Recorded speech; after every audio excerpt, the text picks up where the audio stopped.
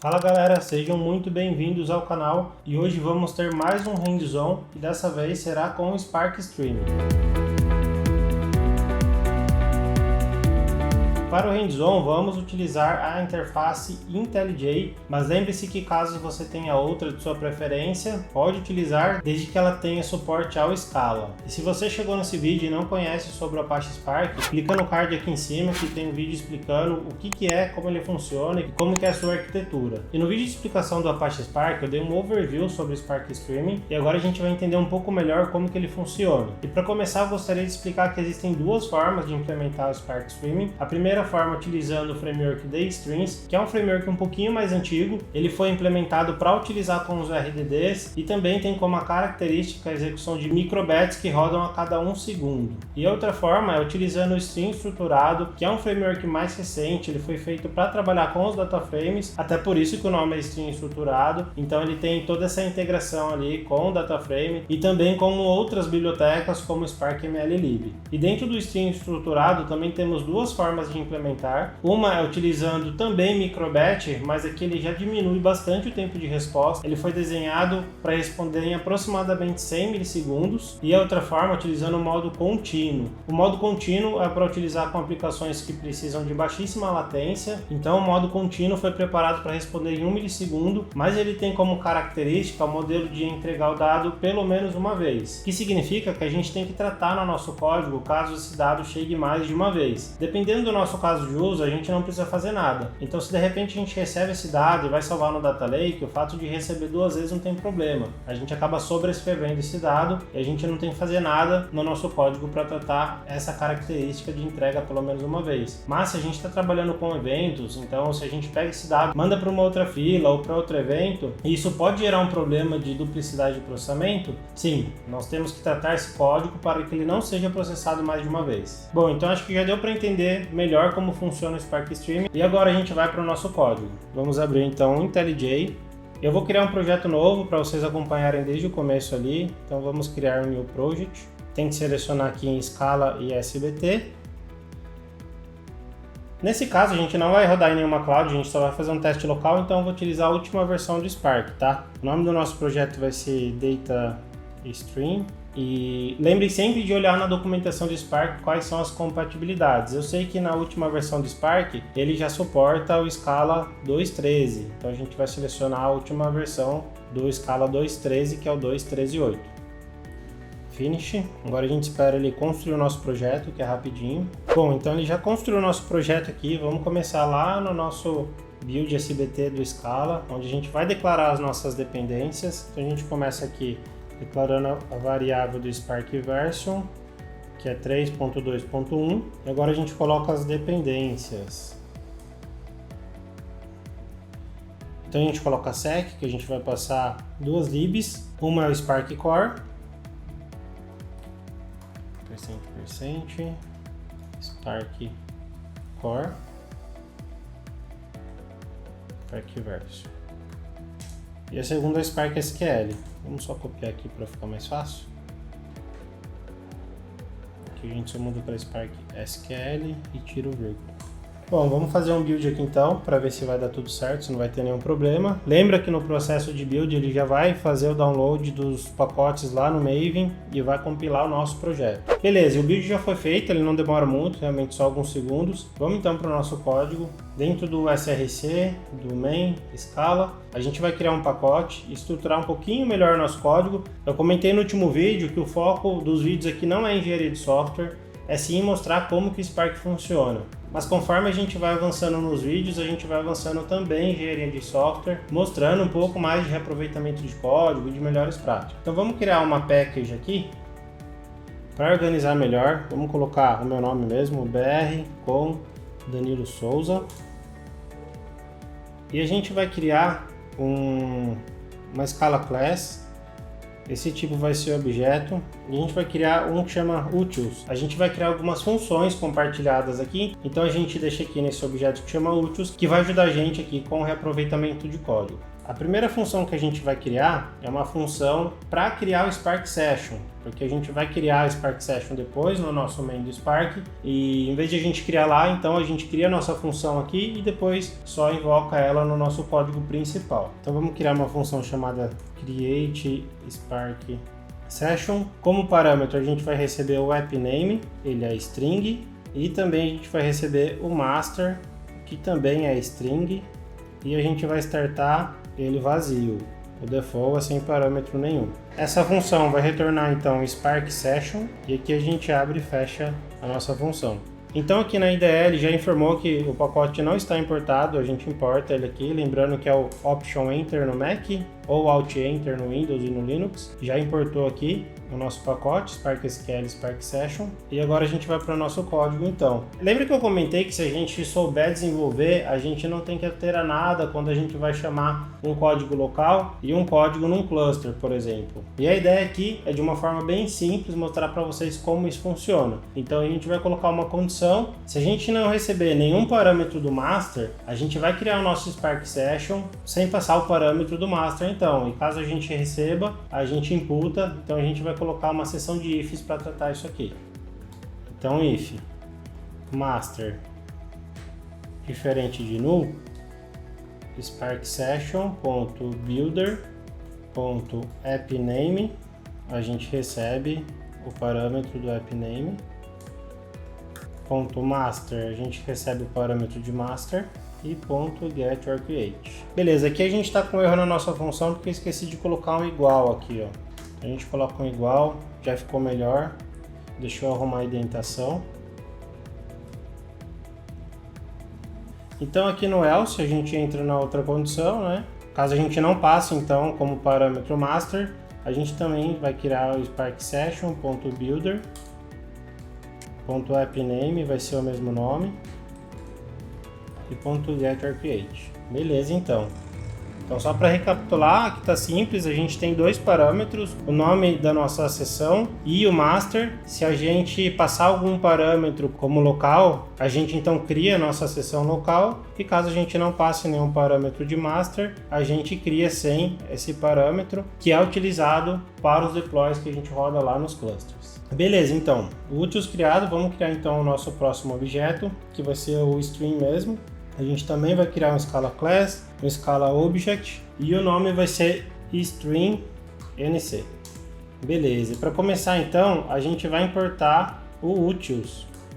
A gente vai importar tudo que tem lá, no caso só tem uma função por enquanto, mas a gente já traz essa função para o nosso código. Outra coisa que a gente vai importar, que nós já vimos no vídeo anterior, é o log4j para gerenciar o output dos logs do nosso stream. Então vamos lá, org apache log4j. Dentro do objeto a gente define a nossa função main, arrayString, unit, que a função main não retorna nada, e aqui a gente abre a nossa função então.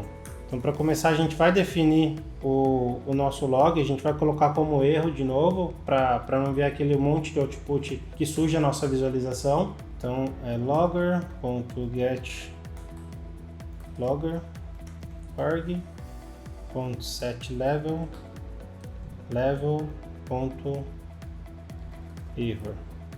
E aqui ele reclamou então que não tem o logger, não tem problema, a gente importa aqui também. Então aqui ele já corrigiu, dentro do log4j ele está importando o level e o logger. Bom, agora a gente começa então importando as nossas variáveis. Vamos importar a variável do appName, vai ser Spark String nc, e o nosso master, como a gente está rodando local, vai ser local asterisco. Então aqui é o número de cores que ele utiliza. Quando a gente passa asterisco, ele utiliza todos os cores do nosso notebook aqui. Eu poderia passar um número também, 1, 2, mas vamos deixar asterisco nesse caso. Agora a gente vai criar a nossa sessão então. Então a gente já começa a utilizar o reaproveitamento de código. A variável Spark vai ser igual create Spark Session, e a gente vai passar dois parâmetros então, o appName e o master. Variável criada, Spark Session criada então. Agora a gente vai abrir o nosso stream. Então vamos criar uma variável também que chama lines. Ele é do tipo Spark read string, o format dele é socket, então a gente está abrindo um string para uma conexão socket. .option host, localhost, então essa conexão socket vai ser direto para o nosso host.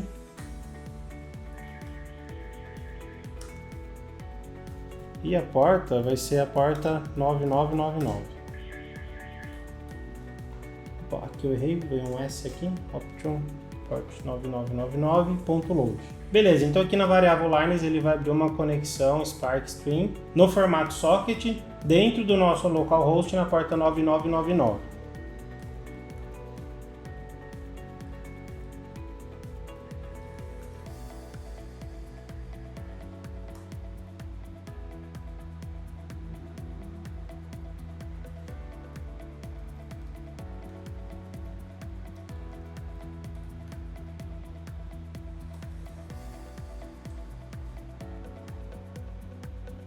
Bom, aqui então a gente criou uma variável chamada words que vai pegar tudo que bater nesse socket e vai dar um split por espaço. A gente vai separar então tudo que cair no nosso socket por espaço, por palavras. E aqui a gente está fazendo um group by por essas palavras. Então ele vai contar as palavras ali conforme for caindo palavras repetidas, ele vai inteirando e a gente vai saber quantas palavras bateram ali no nosso socket. E por último, então, a gente vai criar uma query, que ela vai pegar lá no nosso word counts, o write string, ele vai salvar essa query então lá no nosso string. O output mode vai ser complete, output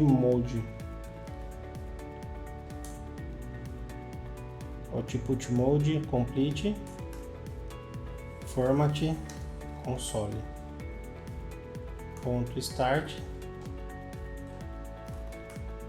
E aqui então a gente coloca esse comando de await termination, que significa que ele vai ficar rodando direto ali até que a gente mande parar. Então, recapitulando, a gente declarou as variáveis, aqui a gente cria a nossa sessão, aqui a gente abre a nossa conexão socket aqui no nosso localhost. Depois a gente separa esses dados por palavras, a gente está fazendo um group by para saber quantas palavras repetidas e a gente salva esse resultado no nosso string então. Então vamos abrir aqui o nosso socket. Para abrir então, aqui no Linux a gente tem que digitar o comando nc-lk9999.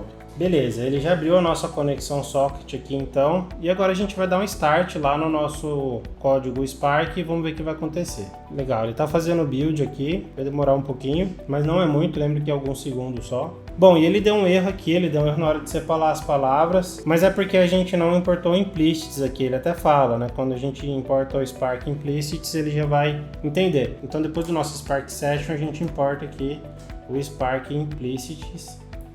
Já vai resolver, tá vendo? Já até saiu o erro que estava aqui. Vamos rodar de novo. Bom, ele deu mais um erro aqui, ele deu no write string, né? Ele tá falando que não suporta o parâmetro digitado, ele só suporta append, complete e update. E aqui eu errei, coloquei 2 P's aqui no complete. Vamos corrigir e rodar de novo, não tem problema, essas coisas acontecem mesmo quando a gente está fazendo o código aí ao vivo, às vezes acaba errando algum parâmetro, mas o log ajuda bastante a gente. Vamos rodar de novo e ver se agora ele vai dar certo então. A princípio ele está ok, já está rodando. A gente vem aqui então no nosso string, vamos digitar algumas palavras. Danilo Souza, Apache Spark, Spark String, aprenda Spark String com Danilo Souza.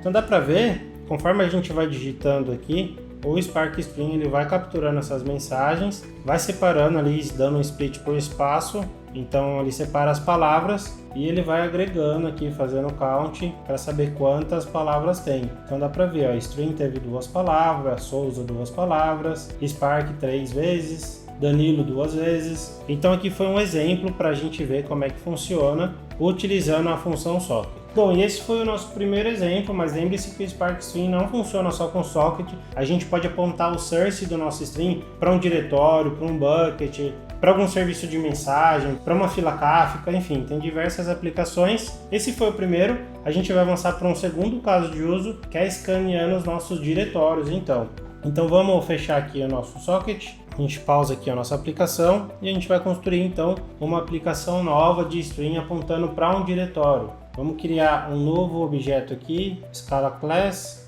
do tipo objeto, e ele vai chamar então string directory. Beleza.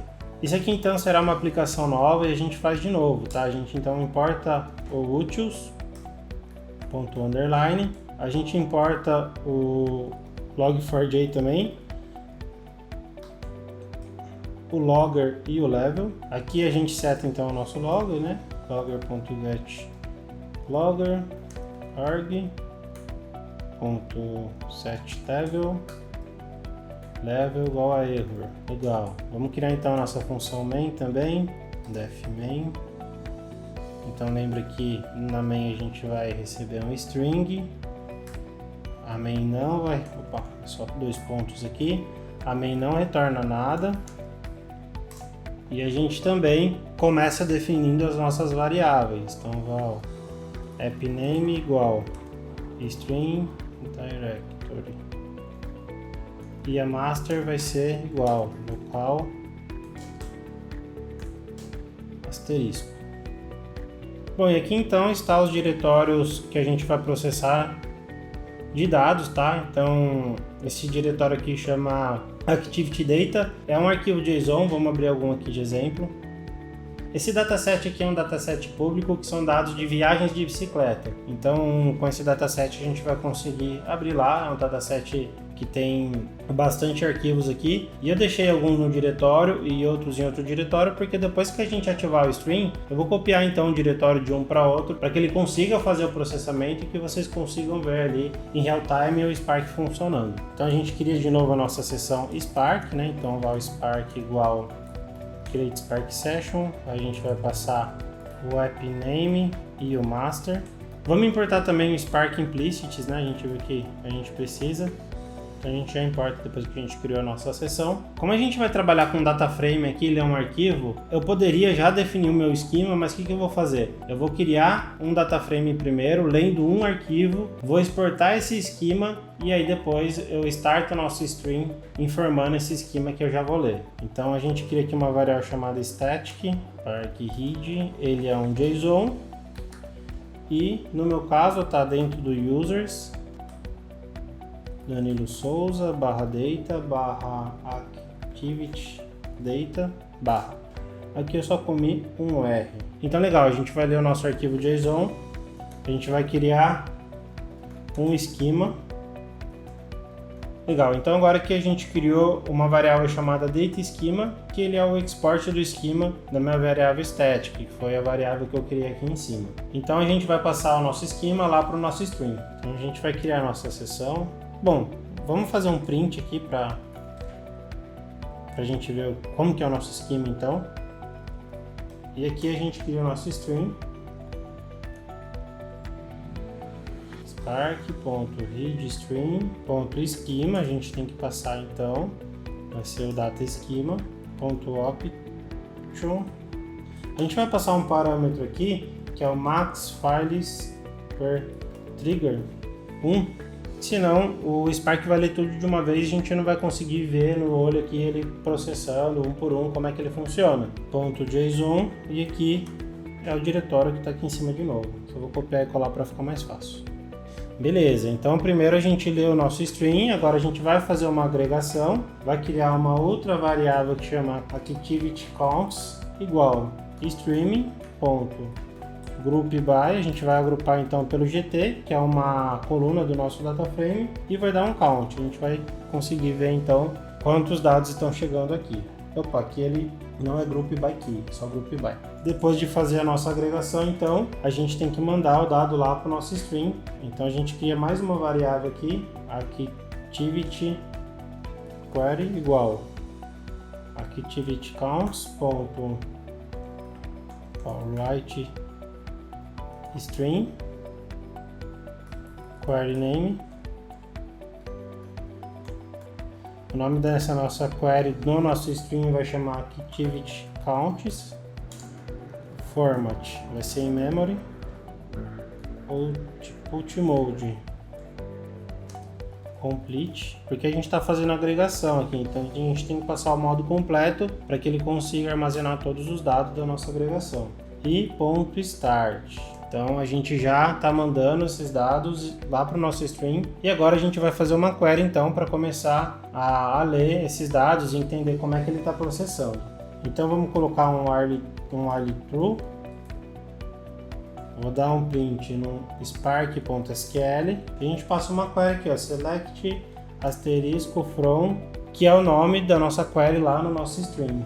E a gente tem que dar um ponto show então para ele aparecer. Agora a gente vai dar um sleep aqui, então a gente dá um thread.sleep 1000 aqui, né? 1000 milissegundos, então que dá exatamente 1 segundo. E aqui então a gente tem que dar um activity query await termination. Lembra que esse é o comando que vai deixar o stream no ar ali até que a gente cancele o nosso programa ou até que a gente capture essa nossa sessão com outro Spark e matar, ele não vai parar de executar. Beleza, então, código feito, vamos dar o start aqui e ver o que acontece. Opa, só que eu dei o start errado, tá? Então aqui eu dei o start no stream NC, a gente tem que dar o start aqui, no stream directory. Vamos rodar e ver o que vai acontecer. Beleza, galera, deu para ver que ele rodou, ele já pegou aqui o nosso esquema do nosso data frame, né? Então tem o tempo, quando que ele foi criado, qual que é o device, o index, modelo, enfim, todas as informações aqui. E deu para ver que ele começou fazendo count sem nada, porque o Spark não tinha lido os arquivos ainda, e aqui ele começou a ler. Então no primeiro count ele tinha 10.000, depois ele já foi para 20.000 aqui, 30.000, 40.000, 52.000. 62, né? Na verdade ele parou no 62. Se a gente abrir os nossos diretórios, são esses arquivos aqui, ó. Então são 6 arquivos, são aproximadamente 10.000 registros cada arquivo, então ele chegou nesse valor. Então dá pra ver que ele tá no ID 5, vamos colocar o ID 6 aqui. A gente pega o ID 6 e manda lá para o nosso diretório. E a gente vai perceber que ele não vai entender como novo arquivo. Por quê, galera? Quando a gente está trabalhando com o stream, olhando para diretório, ele sempre vai ver a última data da atualização. Então, o último arquivo aqui ele foi atualizado ontem. O arquivo que eu joguei agora, ele está com uma data passada, dia 1º de junho de 2021. Então, como o timestamp dele está para trás, o stream não lê esse arquivo. Então, o que a gente vai fazer aqui? A gente só vai editar ele.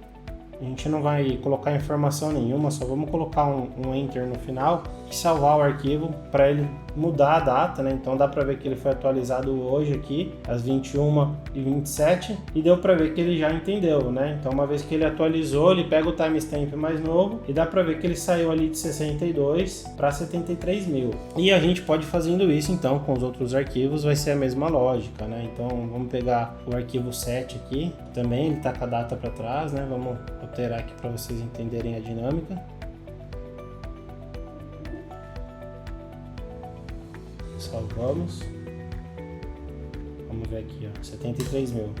Dá para ver que ele já mudou para 83.000, tá? Então lembre-se, quando a gente está trabalhando com o stream no diretório, ele vai sempre pegar a última data de atualização do arquivo. Bom, então fechamos o vídeo de hoje, galera. Espero que vocês tenham aproveitado bastante aí. A gente trouxe o Spark Streaming na versão socket, na versão de diretório. Já deixa um like, se inscrevam no canal e compartilhem aí também esse vídeo com seus colegas de trabalho ou com quem está querendo aprender mais sobre Big Data. Valeu!